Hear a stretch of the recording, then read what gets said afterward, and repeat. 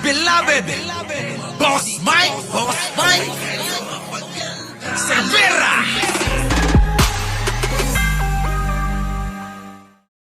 Maselan po itong ating babalita. Ito ay ating flash report, mga kababayan. Grabe itong nangyari na ito. Kawawa naman, oh. Pasok! Magandang gabi po, Luzon, Visayas at Mindanao. Nahanap na ang 3 sa 4 na binatilyong tumalon sa Rumaragasang Marilao River sa San Jose del Monte, Bulacan sa kasagsagan ng masamang panahon itong Lunes. Kahapon, unang nahanap ang isa sa mga biktima sa bahagi po ng Santa Maria. Natukoy ang biktima dahil sa suot niyang bracelet. Mga kapuso, iba yung ingat po lalo't tuloy-tuloy ang mga pag-ulan. Yung mga anak ninyo, ano po, yung mga anak ninyo, pamangkin ninyo, mga anak nyo sa kumari nyo, oh, mga anak nyo sa kumpare nyo. Ha? Oh. Aba mga kababayan, pagsabihan ninyo that hindi ho biro-biro yung pong paglalaro sa mga kailugan ngayon. Dahil malakas ang current. Oh, malakas ang current ng tubig. Dahil ngayon tignan nyo naman tulad ngayong kagabi, magdamaghong umuulan. Mula gabi hanggang umaga, umuulan hanggang sa ngayon, abay, umaambon, umuulan, lakas ng hangin sa labas, At madilim, makulimlim ang panahon pa rin, Mga kababayan, maaari po sana manatili na lang po tayo sa ating mga bahay, net vlog, Oo. 'Di ba? Gonzalo Berano, yung mga inyong mga anak sa kumare nyo. Ay, ninyo, sabihan ninyo yung kumare ninyo. Tawagan nyo, saglit, sabihin nyo, Mare, yung anak ko sa'yo, huwag mong palalabasin. Manatili lang muna yan, sa bahay, Oo, yung anak ko sa'yo, Di ba dapat ganun? Pagsasabihan nyo, kasi mga kababayan, ngayon sa totoo lang, 2 lang ang masarap, 3 pala ang masarap gawin ngayon. 3 sa ganitong mga panahon. Nup-nup, sabi nga sa amin, nup-nup na. Matutudo. Matutudo, nup-nup, ken nalamis. Tipanawon. Alam nyo, pagka ganitong mga malamig ang panahon, umuulan-ulan, ang masarap gawin ay, comment ninyo, 3. 3 yan ang masarap na gawin kapag ganitong maulan-ulan. Di ba? Ano masarap? Paki-comment, Ay na, naimas, Naimas, ti umuyos-uyos. Naimas, ti umuyos-uyos, ti inangos. Okay na. Makaado kayo muna Siyempre, numayatawan, edi, meron na naman kayong papabinyagan. Sigurado yan. Sa susunod na taon, meron na naman kayong papabinyagan. Kunin nyo na lang akong ninong. Sa'yo, Boss Mike, Bembang. Ay, syempre. Mamayang gabi, kung pwede nga lang ilay, babang bumibengbang bakit hindi? Kaya lang, bawal kay YouTube yan. Para makita ng mga mukhang bulldog na manyaris ng mga vlogger ni Duterte. Wala, hindi kayo makakabengbang ng magaganda hanggat hindi kayo magbabayad ng mahal. Kailangan magbayad kayo ng mahal bago kayo makabengbang. Hindi nyo kaya yung kaya namin. Palamig at hopya lang, katalo na. Hindi mo kailangang i-date sa mamahaling restaurant. Dadalhin mo lang sa kanto ng 11th Avenue, malapit sa Salon 360, marami doon tusok-tusok. Di ba? Yung pugo, itlog, mga ganun, kwek-kwek.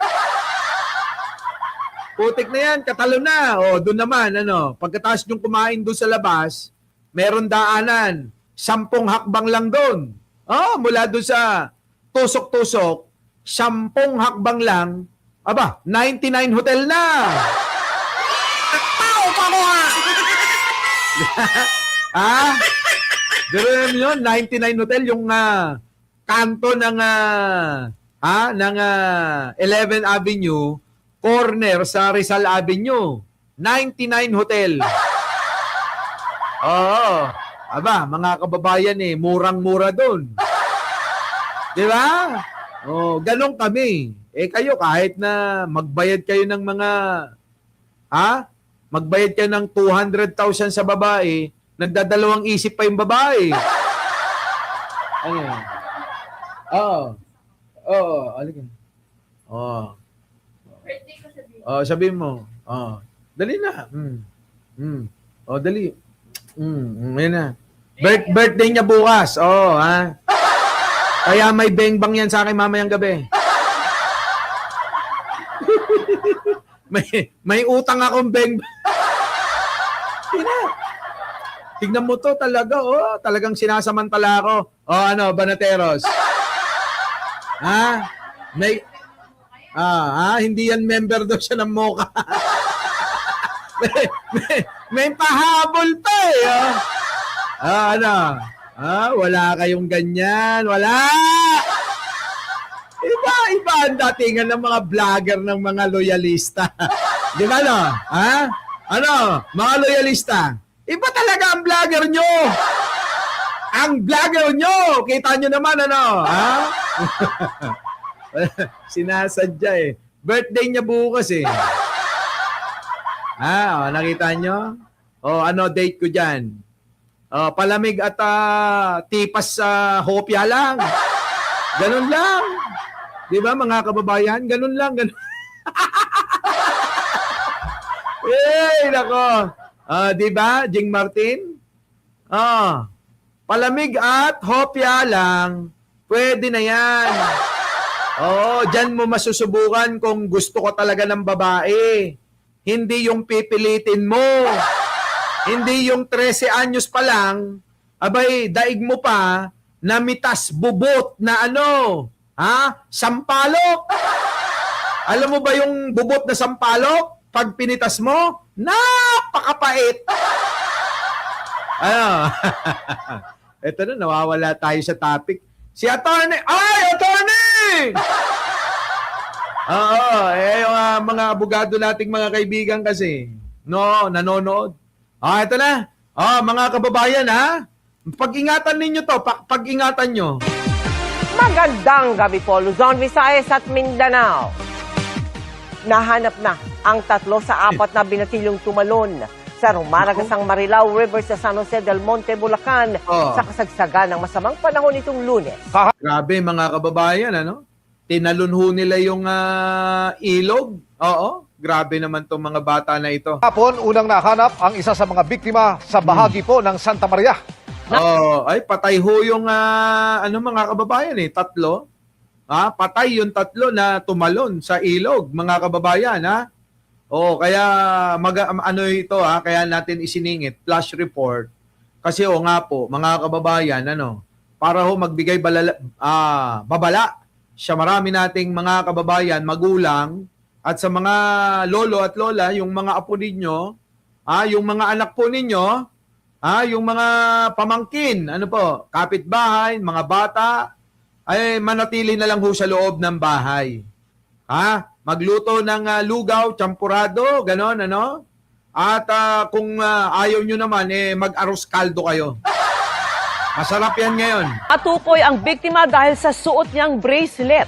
Mga kapuso, iba yung ingat po lalo't tuloy-tuloy ang mga pag-ulan. Nakatutok si Gabriel Gonzalez.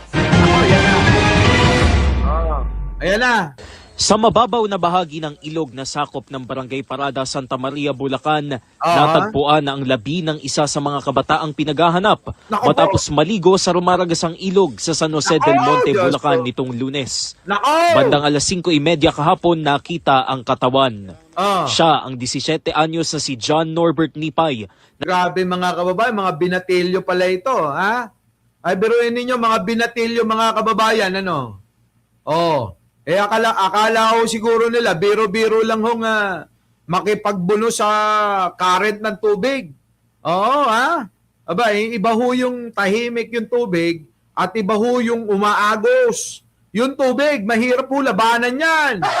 Oh. Na taga-barangay Santo Cristo na Nako. nalunod sa Kabungan River nitong Lunes Gusto. ayon sa San Jose del Monte CDRRMO. As Oh. per witness, tumalon din po ito sa ilog. Allegedly, gustong maligo or tatawid daw po sa ilog. Kaya po, malakas na po yung current. Kaya tinangay na din po itong si John Norbert. Kita nyo mga kababayan, ano? Nako, oo, mga kababayan ko, nakakalungkot po na balita ito.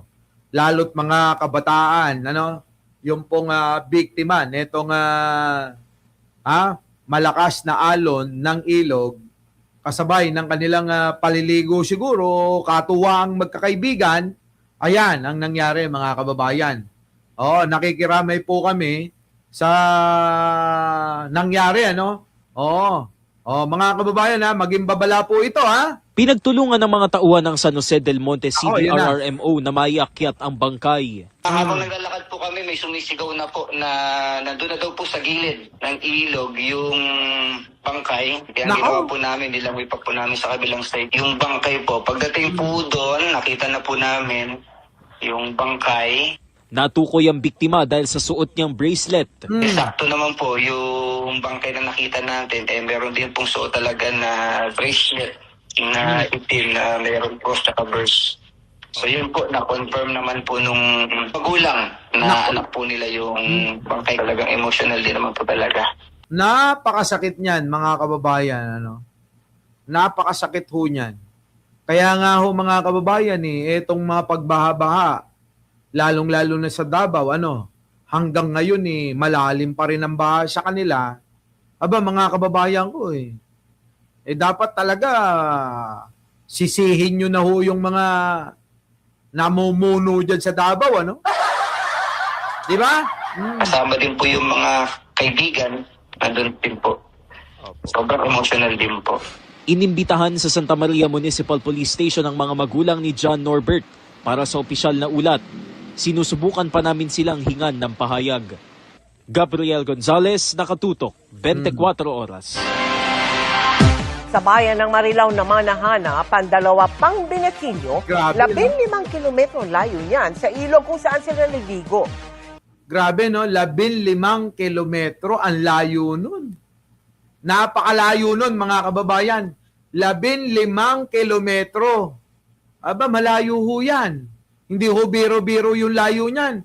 Doon sila binitbit, mga kababayan, ano? Isa na lang ang patuloy na hinahanap. Nakatutok live si Oscar Hoyda. Oscar. Yes, Mel, matapos nga matagpuan kagabi sa Santa Maria, Bulacan ang isa sa 4 na binatilong tinangay ng malakas na tubig sa San Jose del Monte, Bulacan. Kaninang umaga, natunto naman dito sa may Marilao, Bulacan, ang dalawa pa sa pinaghahanap. Grabe, no? Ayun, oh! Kalunos-lunos ang kalagayan ng matagpuan pasado alas 7 ng umaga kanina. Ang Nako dalawa po. sa 3 pang hinaharap na binatilyo sa ilog na ito sa barangay Nagbalon, Marilao, Bulacan. Nako po.